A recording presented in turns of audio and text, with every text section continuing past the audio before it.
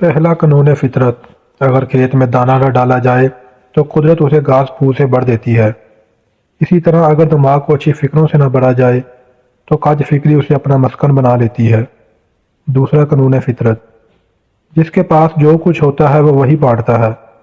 خوش انسان خوشی بانٹتا ہے، غم زدہ انسان غم بانٹتا ہے، عالم علم بانٹتا ہے، مذہبی اور دیندار انسان دین بانٹتا ہے، خوف زدہ انسان خوف بانٹتا ہے، حسد میں مبتلا انسان نفرت کی آگ میں جلتا ہے اور دوسروں میں بھی نفرتیں ہی بانٹتا ہے۔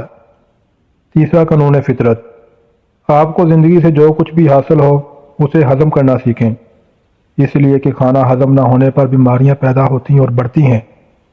اسی طرح مال و ثروت نہ ہضم ہونے کی صورت میں ریاکاری بڑھتی ہے، بات نہ ہضم ہونے پر چغلی بڑھتی ہے، تعریف نہ ہضم ہونے کی صورت میں غرور میں اضافہ ہوتا ہے، مذمت کے ہضم نہ ہونے کی وجہ سے دشمنی بڑھتی ہے، غم ہضم نہ ہونے کی صورت میں مایوسی بڑھتی ہے، اقتدار اور طاقت نہ ہضم ہونے کی صورت میں خطرات میں اضافہ ہوتا ہے، آرام نہ ہضم ہونے کی صورت میں گناہوں میں اضافہ ہوتا ہے۔ بات تلخ ضرور ہے مگر حقیقت اور سچائی پر مبنی ہے۔